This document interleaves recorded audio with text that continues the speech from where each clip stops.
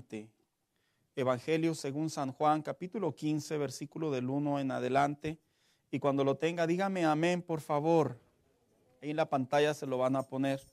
Mire, vamos a leer la versión 60, que es la que popularmente todos traemos, pero ahorita voy a enfocar también en la internacional, una de las actuales. Y dice la Biblia de la siguiente manera.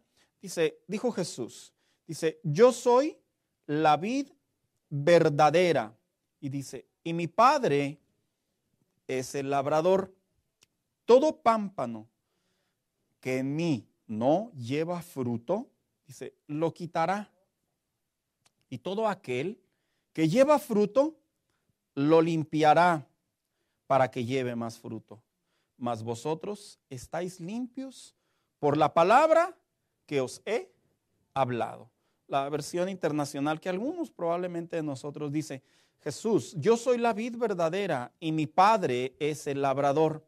Toda rama, porque en realidad la palabra pámpano significa la rama, dice que en mí no da fruto, la corta.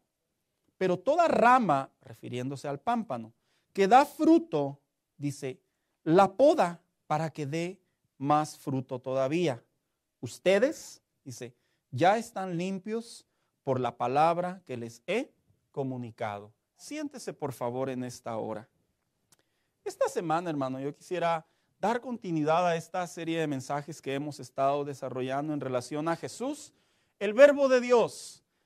Han sido tantos los cambios, han sido tantas las enseñanzas, tantas las aparentes interpretaciones que existen en la actualidad en relación a Jesús y el cristianismo, hermanos, que me atrevo a creer que ha sido una de las causas por qué muchos creyentes o muchas personas curiosamente adquieren diferentes conceptos sobre la fe. Esto gracias a los medios masivos, a la tecnología, que cada día pareciera ser que cada quien pensamos lo que cada quien queremos. En realidad, a pesar de que Dios nos dio una soberanía y una voluntad para que así sea, cuando hablamos del nombre de Dios, cuando hablamos del nombre de Jesucristo, cuando hablamos de la palabra de Dios, debemos de recordar que ella misma enseña que solo tiene una sola interpretación. Y que no solamente tiene una sola interpretación, sino que la interpretación tiene como finalidad que nosotros produzcamos una manera de vivir en base a las ideas de Dios para el hombre. Hablar acerca del nombre de Jesús es hablar básicamente a lo que hoy por hoy, día a día, cuántas cosas no escuchamos sobre Jesús diferentes, hermanos. Mire, una vez dijo alguien por ahí que Jesús fue homosexual. Así como me escucha, sé que es para reírse, pero aun cuando algunos que tenemos años en el Evangelio no encontramos registro de ello, por el hecho de decirlo, no quita a algunos que dicen, si yo sabía que era medio raro Jesús, ¿verdad? Y empiezan a crear ideas. En una ocasión un presidente aquí de enseguida, para no darle el comercial, ¿verdad? Acá enseguidita. En una ocasión en una de sus mañaneras dijo, Jesús era comunista. Y a partir de ahí, pues todos los simpatizantes del comunismo dijeron, si yo sabía que Jesús quiere que todos tengamos lo mismo, ¿verdad? Porque cada uno de nosotros con el tiempo o con nuestras aparentes interpretaciones formamos conceptos acerca de la vida de Jesucristo. Lo interesante está que una cosa es lo que hablamos y otra cosa es lo que la Biblia dice. Una cosa es lo que nuestra posición nos permite creer, pensar y compartir, y otra cosa muy diferente es que cuando nos vamos a la Biblia debemos de observar verdaderamente quién es Jesús. Y por eso cuando titulé esta serie de mensajes Jesús el Verbo de Dios, hago referencia a la vida de Jesús en la tierra, lo que enseñó, su mensaje, lo que quería que las personas aprendieran en relación al nombre de Dios, porque el nombre de Dios en el Antiguo Testamento era un misterio, hermanos. En base a la revelación, el hombre en realidad conocía muy poco acerca de Dios, a pesar de que ahí se desprenden todos los nombres de los atributos de Dios, Jireh, Olam, Adonai, Shalom, etcétera, etcétera. En el Nuevo Testamento, Jesús aparece de una manera más clara. Dios aparece a través de Jesús de una manera más clara para que nosotros, los hombres, tengamos mejor claridad a lo que es el nombre de Dios, a lo que es Jesucristo como Salvador.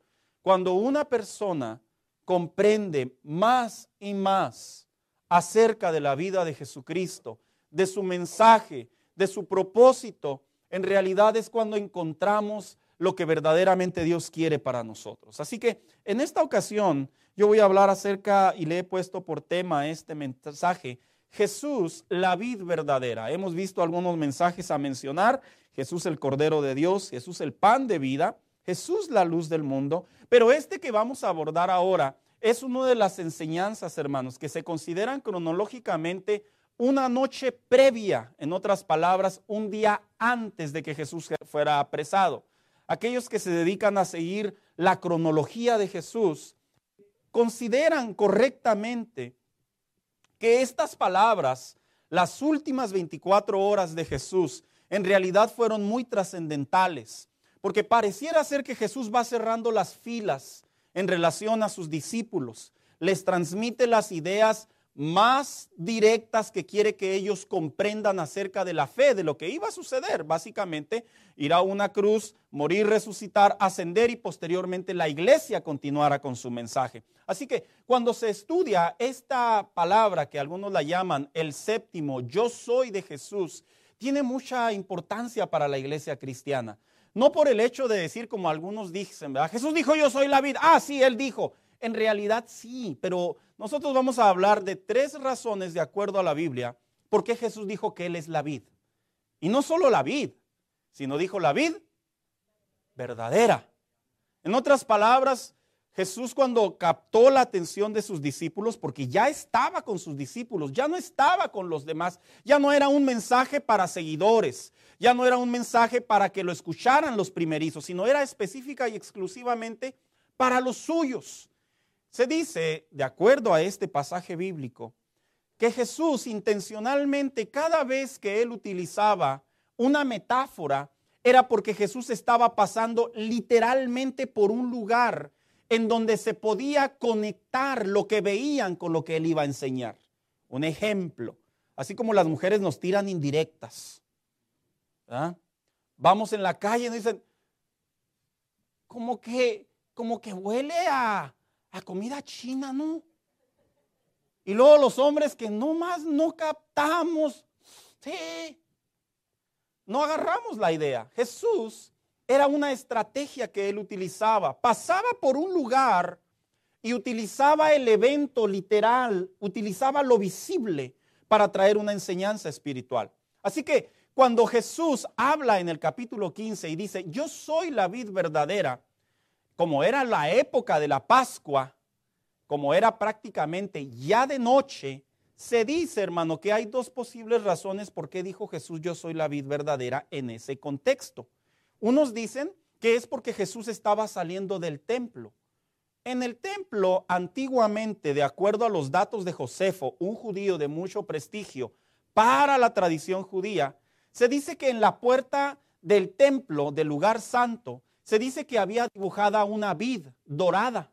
Entonces, algunos estudiosos dicen que cuando Jesús dijo, ¿qué creen? Yo soy la vid verdadera. Algunos dicen que Jesús iba pasando precisamente por la puerta del templo donde había una imagen de una vid dorada. Otros dicen que probablemente Jesús estaba pasando porque específicamente cuando fue a la Pascua, a la celebración, había un lugar muy reconocido en los tiempos de Jesús, en donde había cedros, y se dice que era una especie de subida, y que cuando Jesús pasó por ahí, estaban los viñedos, y Jesús ocupó los viñedos para decirle a sus discípulos, yo soy la vid. Y sabe, tiene mucho sentido, porque generalmente una de las maneras en la que Dios nos habla, Dios no nos habla a nosotros al ahí se va, ni porque no tiene nada que hacer. Generalmente cuando Dios le habla a sus hijos, a su iglesia, Dios ocupa eventos, hermanos, para que nuestro entendimiento sea en el lenguaje que nos podamos conectar con Él. Ahora, con esto no quiero decir que si usted sube a la báscula un día y sube 1 libra más, usted va a decir, el Señor me está castigando, ¿verdad? No, Esa es otra razón que le pasó a usted. Pero sí Jesús utilizaba este lenguaje para que los discípulos comprendieran que Jesús estaba a punto de transmitirles una idea, algo que quería que ellos captaran, que de hecho el Evangelio de Juan, lo digo bien brevemente, dicho sea de paso, capta los 7 yo soy de Jesús. Y la palabra yo soy en el lenguaje hebreo era una frase muy conocida que la ley mosaica decía a través de Moisés. De qué manera el Señor se le manifestó a Moisés en el arbusto, en aquella zarza. ¿Qué le dijo? Yo soy el que soy. Entonces, la frase yo soy, cuando Jesús la emplea entre los judíos, entre los gentiles, pero principalmente entre sus discípulos, es porque Él quería que ellos comprendieran que Él era el Jesús en la tierra, el Hijo de Dios encarnado, el Dios mismo entre nosotros. Así que cuando nosotros vamos a hablar en esta tarde, ¿qué significa Jesús, la vid verdadera? A manera de pregunta, voy a llevar este mensaje en 3 puntos. Uno, el primero, ¿por qué Jesús dijo, yo soy la vid verdadera? ¿Sabe? Para empezar, la palabra vid en nuestro lenguaje castellano y aún en el lenguaje latino, nosotros entendemos que se refiere a ¿qué, hermano? A una planta, a un viñedo. Específicamente una planta que da ¿qué? Uvas. Entonces, cuando Jesús dice yo soy la vid, es porque la palabra vid en realidad, en otros lenguajes en los tiempos de Jesús, significaba conocimiento. Fíjese qué interesante. ¿Por qué? Ahora, voy a hacer una aclaración. No voy a pensar, sí, con razón la palabra vid, por ahí la puedo traducir como vid de verdadero. No, no en ese contexto. Era en el contexto de una verdad. Entonces, cuando Jesús dice a sus discípulos, yo soy la vid, en realidad, es cierto, estaba observando el viñedo, pero en realidad se nombra a sí mismo como decir, yo soy un conocimiento. ¿Por qué? Porque el conocimiento hace referencia a Dios, a la creación, al ser supremo. Y ¿sabía usted que en los tiempos de Jesús había mucho conocimiento acerca de Dios? Pero lamentablemente indebido. Por eso cuando Jesús dijo, yo soy la vid, le estaba diciendo a sus discípulos, yo soy el conocimiento verdadero que ustedes deben de saber. ¿Sabe? Ayer en la noche platicaba con un hermano y le decía, ¿usted cree que en los tiempos de Jesús ya había falsos cristos? ¿Usted cree? Y me decía, sí. Y le digo, bueno, pues, una cosa es lo que creemos, ¿verdad? Obviamente. Pero ¿dirá la Biblia algo en relación? Porque mucha gente tiene la impresión que cuando Cristo llega al escenario en el Nuevo Testamento, tras la estrella que siguieron aquellos magos, y se le aparece la intervención a María, aquel ángel, y le envía el mensaje que por ella, por obra del Espíritu Santo, iban a ser el Salvador. Algunos creen que en los tiempos de Jesús no había nadie que hablara de la palabra de Dios. Es que en realidad sí había, pero no eran genuinos.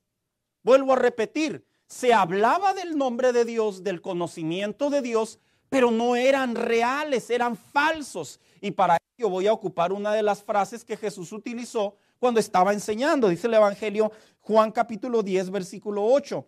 Todos los que antes de mí vinieron, dice, eran ladrones, salteadores, pero no los oyeron las ovejas. Cuando Jesús está hablando esta frase, Jesús le estaba diciendo a la gente que tenía a su alrededor, antes de mí había otros que decían que era Cristo, pero no lo son.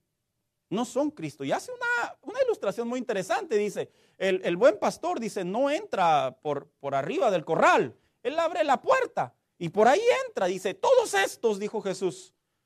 Entonces, se puede sobreentender, hermanos, que en los tiempos de Cristo, cuando Cristo empieza a iniciar su ministerio, se puede sobreentender, hermanos, que ya había 2, 3 piratas que caminaban ahí y decían, yo soy el enviado de Dios.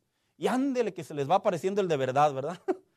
¿Qué conflicto para ellos? Por eso Jesús dijo, hay otros. Porque hacía referencia que todas las personas que habían adquirido el conocimiento acerca de Dios, en realidad eran falsos. Ahora, ¿sabía usted que en la actualidad la iglesia tiene este conflicto?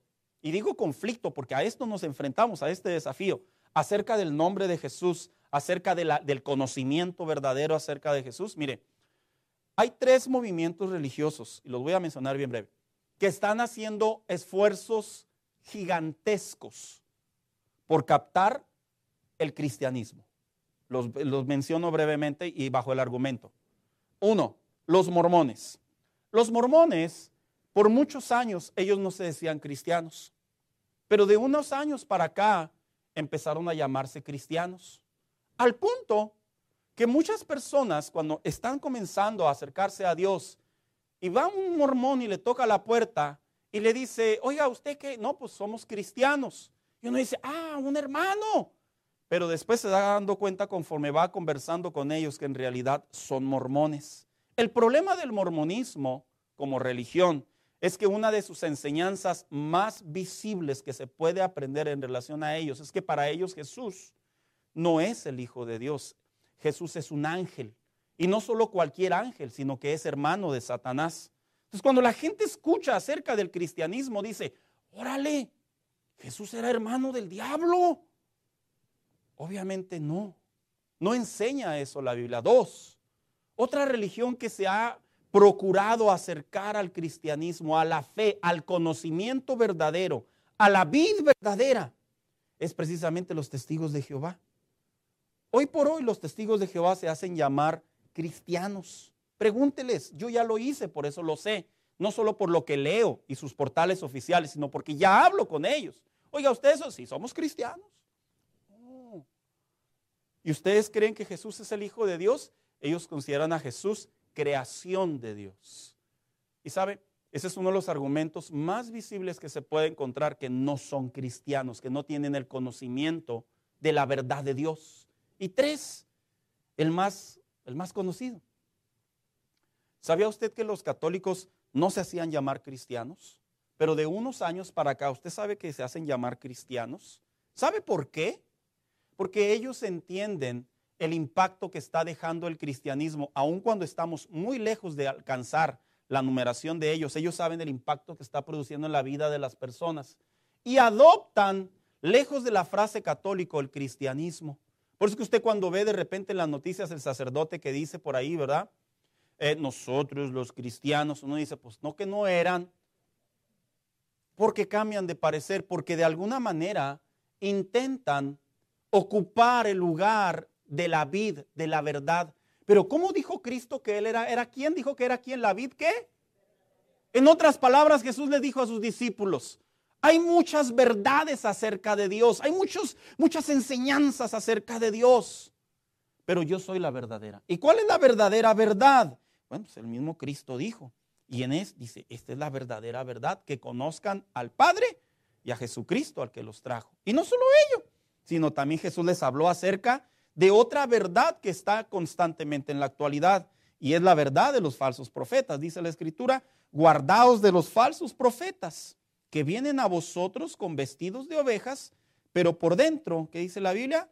Son lobos rapaces. ¿Usted sabía que dentro del mismo cristianismo, la verdadera vid, el verdadero conocimiento de Dios, usted sabía que se está desmembrando, se está desvirtuando?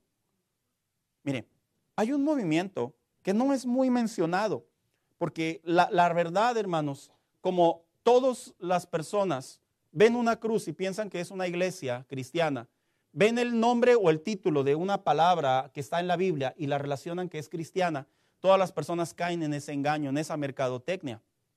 Pero la realidad es que hasta que estamos aprendiendo la doctrina de esos lugares, es cuando podemos verdaderamente saber si es una vid verdadera, si es el verdadero conocimiento. Y cuando hablo de ello me refiero a lo que experimentaron precisamente los apóstoles. El apóstol Pablo en la carta, en el libro de los Hechos, en el capítulo 20, que es lo que coteja la carta a Timoteo, que Timoteo era pastor de la iglesia de Éfeso. Él dice la Biblia que envía una carta y la dirige a los ancianos de la iglesia de Éfeso. Y fíjese lo que dijo, capítulo 20, versículo 21, dice, porque yo sé que después de mi partida, habla el apóstol Pablo, dice, entrarán en medio de nosotros o en medio de vosotros, dice, lobos rapaces que no perdonarán al rebaño. En otras palabras, la vid verdadera, el verdadero mensaje, el correcto, el genuino, lo que verdaderamente Dios le dio al hombre. Dice, en cuanto yo muera, dijo el apóstol Pablo, van a aprovechar. Dice, y esos lobos, dice, no van a tener piedad de ustedes. ¿Y sabía usted que dentro también del cristianismo, lo tengo que decir a través de la enseñanza, ¿sabe usted que también dentro del cristianismo hay muchos lobos rapaces, muchos líderes, pastores? Y voy a mencionarlos. Por ejemplo, me refiero a la teología de la prosperidad. Es una de las teologías que ha dañado mucho la iglesia. Por eso la gente muchas de las veces ve a los pastores y dice que somos unos mantenidos porque tenemos casas de millones de dólares en los Estados Unidos. Y yo me pongo a pensar, digo, no, pues con que me dieran el de visitas me conformaba, ¿verdad? Por eso es que la gente cuando ve el cristianismo, brevemente dice, no es cierto, ustedes son unos mentirosos. No solamente la teología de la prosperidad, sino también lo que se le conoce la teología moralista. Hoy en día la gente dentro del cristianismo interpreta que ser hijo de Dios es ser una buena persona. Me tengo que portar bien porque soy cristiano. Y más adelante vamos a ver que la realidad es que el cristiano no se porta bien porque es buen cristiano, es por su naturaleza. No forzamos nuestra naturaleza, vivimos bajo nuestra naturaleza, que es muy diferente. Otro de ellos, la teología progresista, la que está en la actualidad. Hoy en día las iglesias estamos en un conflicto muy severo, en donde las personas dicen que la Biblia enseña que Dios ama y permite, tolera y bendice la homosexualidad. Hace poco un joven entrevistó a un pastor de una iglesia progresista y le preguntó, ¿usted cree que Dios ama a los homosexuales y permite que se casen entre ellos? Y el pastor en conferencia responde y dice así, sí. Y le pregunta al entrevistador, ¿en qué se basa? Y este hombre le responde, porque Dios es amor. Y luego le dice el entrevistador, pero que sea amor significa que tolera, permite y no ve indebidamente esto. Y simplemente el pastor, el pseudopastor, porque eso no es un pastor, el pseudopastor simplemente le dice, ya te di la respuesta que tú querías. Porque la teología progresista hace referencia a todos los cambios abiertos que la sociedad está produciendo y que la iglesia está introduciendo dentro de ella. En otras palabras, la vid verdadera, que es el mensaje de Cristo, la vid verdadera, que es la palabra de Dios, se está contagiando, se está dañando en el sentido que están sacando diferentes pensamientos. Otro de ellos es la confesión positiva, la teología de la confesión positiva.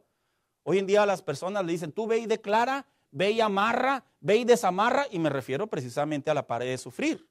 Y que muchas frases de ellos como pared de sufrir, lamentablemente, 2, 3 cristianos dicen, de veras hay que amarrar y desamarrar, ¿verdad? Y hay que decretar y declarar. Y ahí andan haciendo ese sinfín de tonterías que no está en la Biblia y lamentablemente dañan la vid verdadera. Otro de ellos, y con este le doy continuidad, la teología del reino.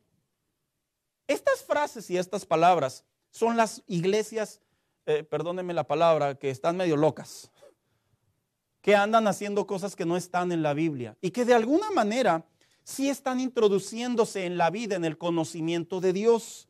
Cuando Jesús dijo la palabra, yo soy la vid verdadera, dice el Evangelio de Juan, y esta es la verdad o la vida eterna, que te conozcan a ti, el único Dios verdadero, y a Jesucristo, a quien has enviado. Una manera de decir el verdadero evangelio, el verdadero mensaje, la verdadera vida en Dios. No se trata de asuntos materiales, no se trata de deseos personales, se trata de que el Hijo de Dios venga y habite en nosotros a través del Espíritu Santo y nosotros conozcamos propósito de Dios para poder bendecir a nuestra familia, para poder tener una buena vida, para poder tener un mejor trabajo, para desarrollar sabiduría, para convertirnos en adoradores, para ser de bendición para otros, etcétera, etcétera, etcétera. De tal manera que la verdadera vida, el verdadero mensaje no es enriquecer al cristiano. La verdadera vida, el verdadero mensaje no es que las personas sean sanadas. La verdadera vida, el verdadero mensaje no es que las personas se hagan más inteligentes. La verdadera vida, el verdadero mensaje no se trata que las personas hagan con su vida lo que ellos quieran, porque Dios es amor. La verdadera vida es estar sujetos a la palabra, a la voluntad, al conocimiento, a la gracia, a las instrucciones de Dios para nosotros. Mira, es como tus padres. Tus padres, quienes han tenido la experiencia de que de repente vienen otros amiguitos de tu hijo a casa. Y luego de repente le dice uno al otro, no, tu papá no es como mi papá. ¿Sabe por qué dicen eso? Porque o una de dos, o usted es bien suave, o como dicen allá en mi rancho, o usted es bien gacho. Porque la vida cristiana no es la percepción que yo tengo de Dios en base a una iglesia. La vida cristiana es la percepción que yo tengo en base a la palabra de Dios. Y nosotros debemos de saber que cuando Jesús dijo, yo soy la vid verdadera, se refería a su conocimiento, a su mensaje, a la verdad. Hermanos, no podemos hacer de la Biblia algo propio en el contexto, a mi gusto, a mi medida, a mi tamaño, a mi talla. Bueno, porque uno de los grandes males que nos encontramos hoy en día en la actualidad es que los cristianos, desafortunadamente, hoy en día cuestionan la verdad que ya está escrita. Pues así pensará el pastor, pero yo no pienso así. Es que aquí no se trata de quién piensa mejor. Aquí se trata qué es lo que la palabra de Dios dice. Aquí no se trata de que yo no creo que así sea. Si así sea, yo no estoy de acuerdo que nos cobren tantos impuestos. Si así sea, yo no estoy de acuerdo que por el hecho de que tú no tengas hijos, te sacrifiques y te tumben casi el 25%. ¿O no, muchachos? No se trata de eso, se trata de que la vid verdadera es el conocimiento de la relación con Dios desde la perspectiva bíblica. Así que cuando Jesús les decía a los discípulos, yo soy la vid verdadera, los discípulos debían entender que cuando ellos empezaran a dar el mensaje apostólico, las enseñanzas apostólicas, no era lo que la gente quería, era lo que inspiraban de parte del Espíritu Santo a sus vidas. 2, ¿por qué Jesús dijo yo soy la vid verdadera? La palabra vid, en realidad, cuando Jesús la utiliza y está en la puerta del templo de manera como imagen dorada o está entre los viñedos sobre aquellos lugares largos, hermanos, es porque en la misma Biblia enseña que el pueblo de Israel fue utilizado como símbolo de Dios para llamarse vid. Dice el libro de los Salmos, hiciste venir una vid de Egipto, echaste las naciones y la plantaste. ¿Sabía usted que en el lenguaje, en la manera en la que Dios le habló a Israel en el Antiguo Testamento, los comparó con una vid? Y en otras palabras, y no solo es el único, hay más, pero no los puedo ocupar por cuestión del tiempo. El salmista, a manera de poesía, dice, nosotros somos la vid, haciendo referencia a Israel. Así que cuando Jesús dice, yo soy la vid verdadera, lo que le estaba diciendo a los discípulos es, nosotros, Israel, como nación, porque yo también soy judío, hablando Jesús. Dice, nosotros somos el pueblo de Dios. Y cuando Jesús le dijo a sus discípulos, yo soy la vid verdadera, no solo era el contexto, hermano, de un conocimiento, sino también era la identidad a través del simbolismo de lo que representa una vid, alguien elegido por Dios. ¿Sabía usted que en el Antiguo Testamento el pueblo de Dios fue elegido por Dios para que ellos fueran luz a las naciones? Que ellos se convirtieran en el ejemplo de cómo acercarse a Dios, para que ellos se convirtieran en el testimonio de que acercarse a Dios les hacía un bien, el testimonio de que si obedecían la ley de Dios, ellos serían bendecidos, en el testimonio de que si ellos tenían comunión con Dios, prácticamente iban a estar en la voluntad de Dios. Y cuando Jesús dice yo soy la vid verdadera, es porque en la misma Biblia, en el Antiguo Testamento, la vid que es el pueblo de Israel, la Biblia enseña dolorosamente que fracasó. Por eso es que el pueblo de Israel en el Antiguo Testamento usted los ve que se rebelaban contra Dios. En otras palabras, Dios los quería instruir a que fueran bendición y ellos se resistían. Dios los instruía a que ellos fueran testimonio y ellos se resistían. Y cuando dice Jesús, yo soy la vid verdadera, es porque el pueblo de Israel, acorde a la Biblia, fracasó y por eso vino el Hijo. Porque lamentablemente la vid Israel, al no poder cumplir con el plan de Dios, Dios envía a su Hijo Jesucristo. Y cuando dice la Biblia Jesús, yo soy la vid verdadera, prácticamente da a entender, yo voy a hacer el cumplimiento de lo que Israel no pudo hacer en el Antiguo Testamento. Lo interesante de esto son las características que tiene la vid. ¿Qué es lo que quería Dios de la vid? 2 cosas bien breves. Hay más, pero tengo por cuestión de tiempo. 1, la vid es una planta en realidad prolífica. ¿Sabe qué es prolífica? Mucho. De hecho, si usted ha tenido la experiencia de pasar por viñedos o la experiencia de sembrar una matita, una planta de viñedo, hermano, da muchas uvas, muchas, a montones. De hecho, se ven bien bonitas, ¿verdad? Así que están a reventar ahí las uvas. Y el propósito de Dios al llamar a Israel para que fuera una vid es porque ese pequeño pueblo, esa pequeña ciudad, esa pequeña nación tenía como propósito proliferar en la ley de Dios.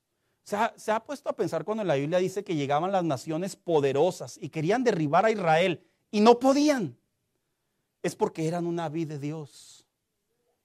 Porque básicamente de lo pequeño, de lo que probablemente no se puede ver mucho, iba a dar mucho.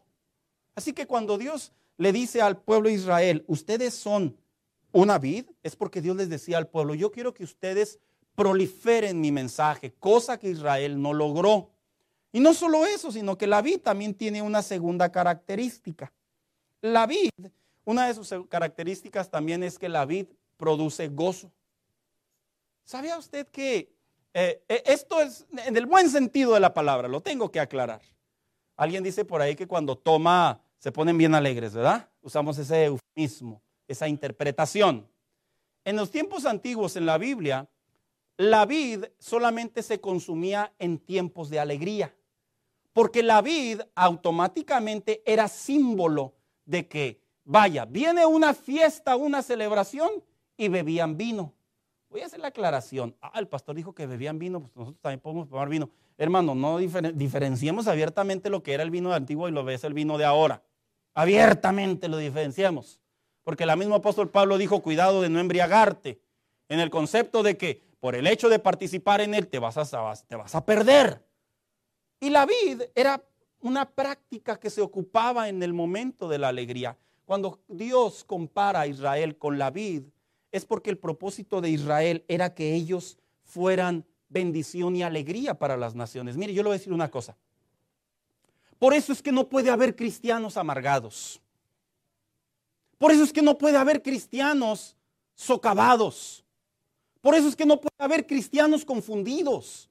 No puede haber hijos de Dios que van por la calle de la amargura día a día y pareciera ser que no ven la luz. El evangelio que llegó a nosotros, la vida, el conocimiento, la interpretación que ha venido a nuestras vidas, que la vid prácticamente es Cristo, es el tronco, hermanos, sobre nosotros produce un gozo que desde el inicio nació. Mira, escucha lo que te voy a decir. En algunos países cuando alguien nace, ¿verdad que hacen fiesta, hermano? Y que sí hacen fiesta. Pero ¿sabías tú que hay países en donde hacen fiesta y lloran? Perdón, cuando nace alguien lloran. ¿Sabes por qué? Porque ellos creen, ellos enseñan que viene a un mundo muy duro, muy difícil. Y si es la verdad. De hecho, seamos realistas. ¿Se acuerdan cuando tuvimos nuestro primer hijo, hermanos? Nosotros no, bendito sea Dios, ¿verdad? Las hermanas se encargaron de ese acto milagroso. Pero, ¿se acuerda? El primero, qué bendición, ¿verdad? Ahora sí ya me va a decir papá. Pero cuando llegó el segundo, hermanos, ¿se acuerdan, hermanos? Así como que, ay, Señor, si con uno no me la acabo. Y luego aquellos que se atrevieron y se aventaron el tercero. Ay, Dios mío. Y otros más atrevidos, ¿verdad? Se fueron por el cuarto. Yo estoy en esa línea, ¿verdad? Yo tragué saliva. Se me acercaba la gente y me decía, felicidades, yo dentro de mí. ¿Felicidades de qué? No se crea. Pero venía el cuarto y luego viene el quinto en algunos que de plano ahora sí, hijo, la Biblia, casos aislados, ¿verdad, hermanos? Uno dice, yo cuando veo, ¿cuántos tiene? 5. 1, 2, 3, 4, 5. Es un número simbólico, así los mira. No, tengo 5. Digo, qué valor. Qué valor. ¿Sabes? Los nacimientos generalmente deben de producir alegría, pero la realidad es que el contexto de la vida no siempre. ¿Sabías tú que cuando una persona nace en el evangelio, porque Cristo es nuestra vid, la verdadera vid, ¿sabías tú que desde nuestro nacimiento La misma Biblia enseña que hay gozo en el cielo.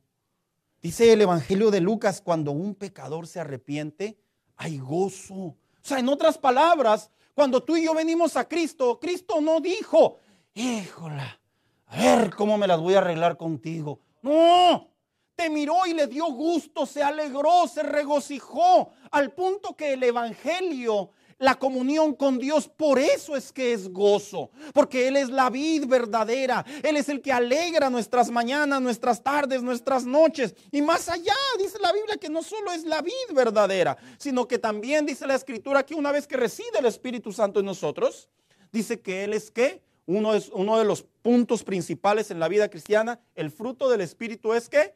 Gozo. Por eso es que no puede haber cristianos tristes. Mira, si tú estás pasando por momentos difíciles, no te amargues, no te encierres, no formes una impresión que no es correcta. Los momentos difíciles no significa que Dios nos quiere ver tristes. Los momentos difíciles no significa que Dios nos quiere así como que a ver si con esta aprendes y ya no vuelves a orarme a mí. No. En realidad los momentos difíciles tienen diferentes interpretaciones en la Biblia, pero una de las principales es que todo momento difícil, la Biblia dice en Romanos, que todos los que aman a Dios, todas las cosas les ayudan para bien.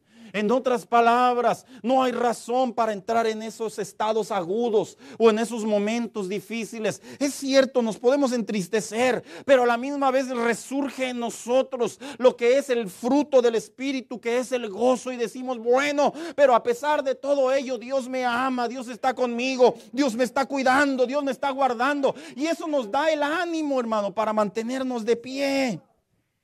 No solo eso, sino que también el gozo es parte del reino de Dios, es parte de la idea, de la enseñanza. Y algo interesante que dice un proverbio, dice, el corazón alegre constituye un buen remedio.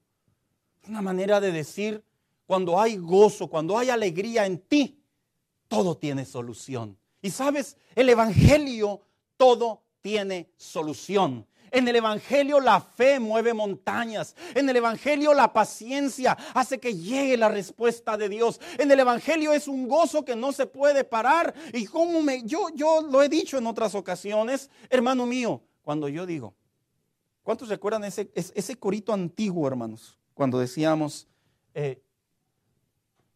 me acuerdo de esa parte.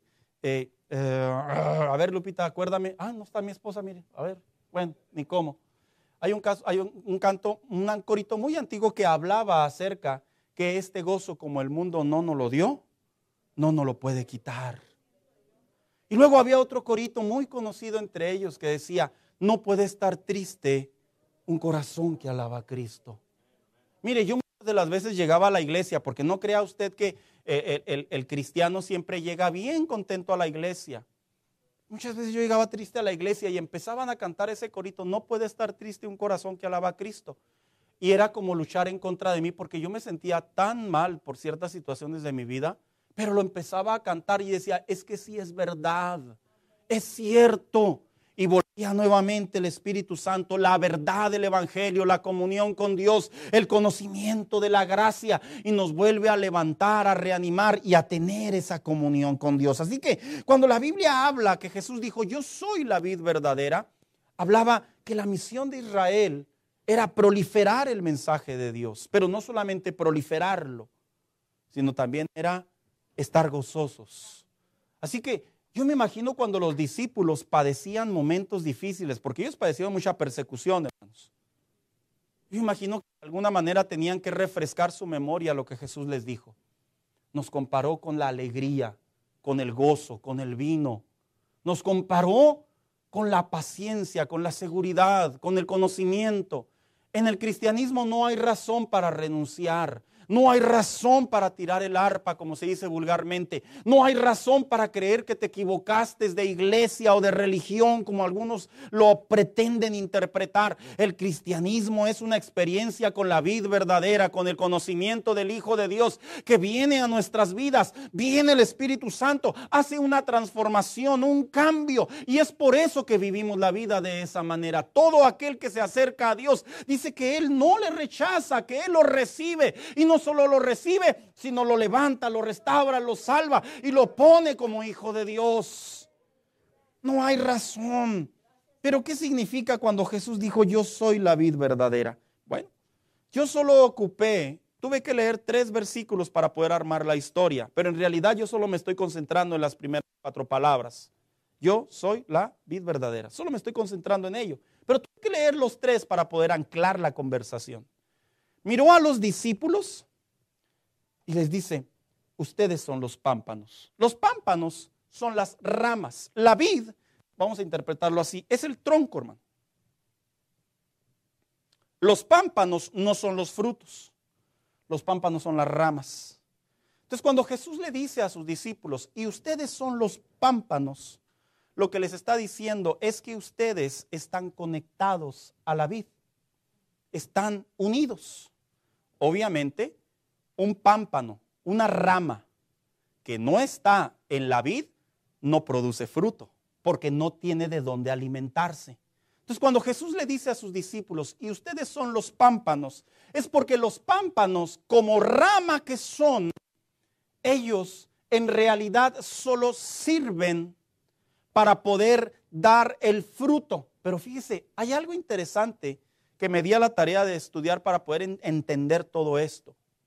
¿Sabía usted que lo que le da el fruto a la vid, o sea, la uva a la vid, ¿sabía usted que no es el pámpano? El pámpano solo sirve como canal. Verdaderamente lo que produce la uva es el tronco. El tronco es el que alimenta al pámpano y la rama solo es el canal. O sea que en otras palabras, cuando Jesús dijo, y ustedes son los pámpanos, la vida cristiana no se trata de obligarnos a nosotros mismos a cambiar. Porque muchos cristianos creen que en la vida cristiana hay que cambiar porque hay que cambiar. ¿Sabes? No. Tú y yo solo somos el pámpano. Lo que verdaderamente produce el fruto es el tronco. En otras palabras, que tú no te tienes que esforzar, lo digo sanamente en un buen contexto, por ser un buen cristiano. En el contexto de decir, estoy obligado a ser un buen cristiano. Mira, así como los matrimonios, se casan y, ¿ya te casaste? Sí, ya me casé. Así como que te obligaron, así como cuando los de antes, ¿verdad? Oye, ¿qué pasó? No, pues que salió embarazada y pues mi papá me dijo que tenía que casar.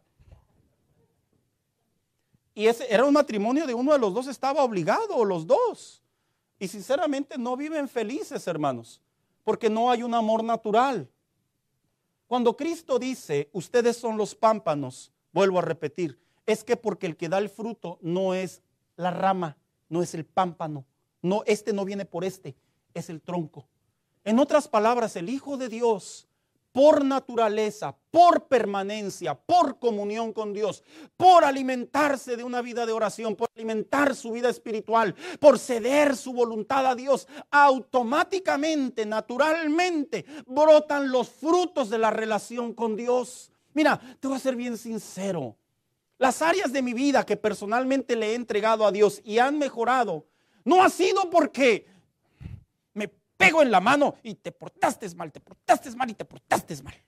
Y de tantas veces que me la he pegado en la mano, como ya no me quiero pegar la mano, pues mejor me porto bien. No, sinceramente yo no así yo no trabajo porque yo no encuentro en la Biblia eso.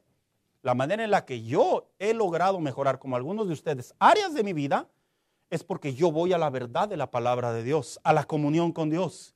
Y le digo a Dios, yo no puedo. Es que no puedo, Señor. No es que no tenga fe, es que en mi humanidad, en mi carnalidad, en mi temperamento, en mi carácter, en mi personalidad, yo no puedo, le digo a Dios. Y le digo, pero yo sé que tu presencia me va a dar las fuerzas. Yo sé que tu palabra me va a dar las fuerzas. Y yo lo único que debo de hacer es rendirme a ti. No debo de cambiar en el contexto de por mi voluntad. Porque si fuera por mi voluntad, cuando ando de buenas le echo ganas y cuando ando de malas, pues allá que le hagan como quieran. No, uno cambia porque el tronco es el que produce el fruto y la rama solo es el canal. ¿Y sabías tú que en la vida cristiana hay 3 frutos que los cristianos debemos de producir? Uno es el fruto del arrepentimiento. Y no solo me refiero cuando venimos a Cristo. Me refiero al arrepentimiento para poder abandonar nuestra manera de vivir constantemente, que a veces se contrapone con nuestra relación con Dios.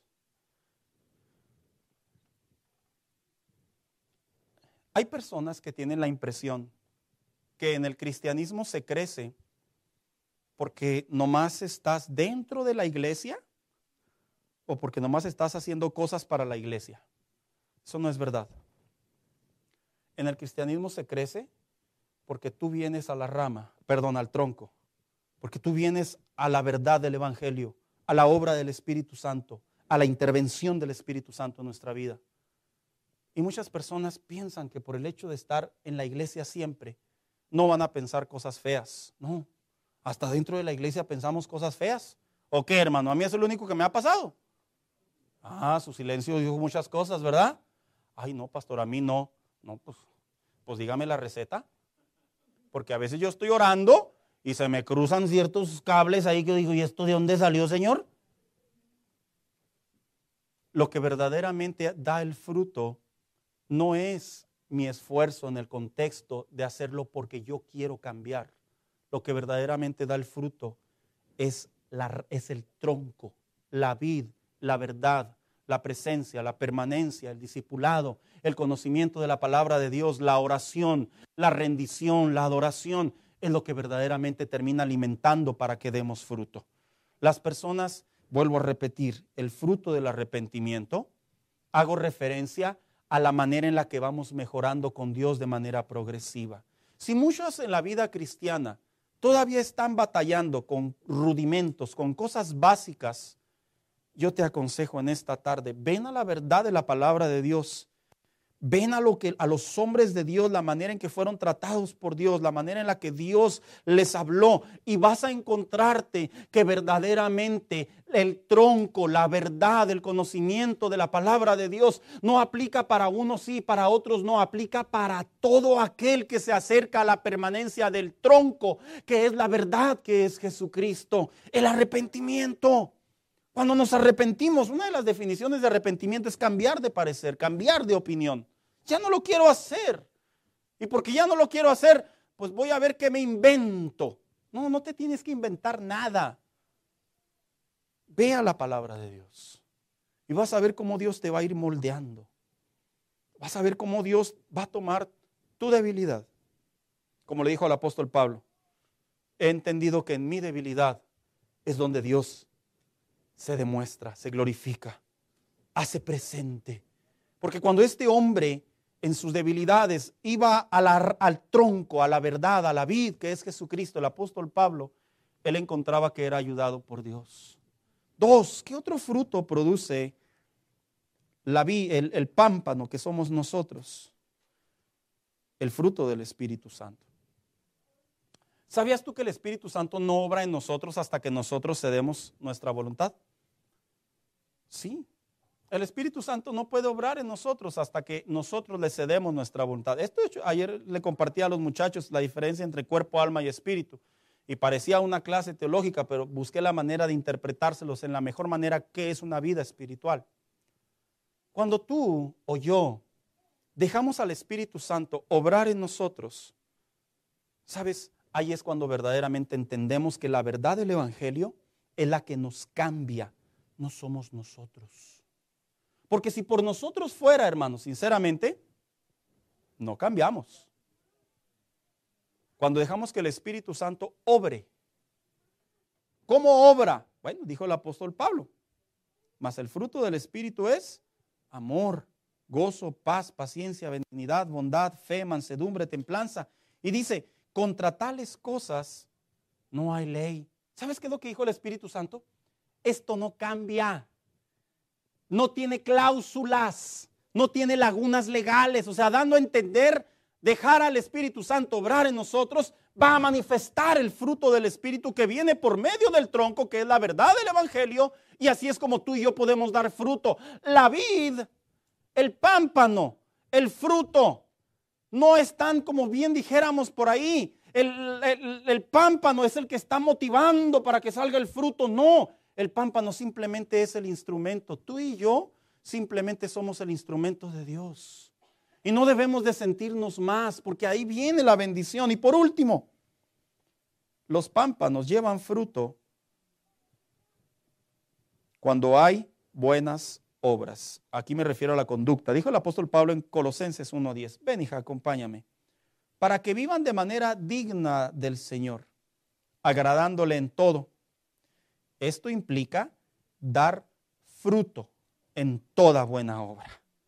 Crecer, fíjese cómo dice, en el conocimiento de Dios. O sea, en otras palabras, crecer en la vid que es Jesucristo, en el mensaje de Jesús.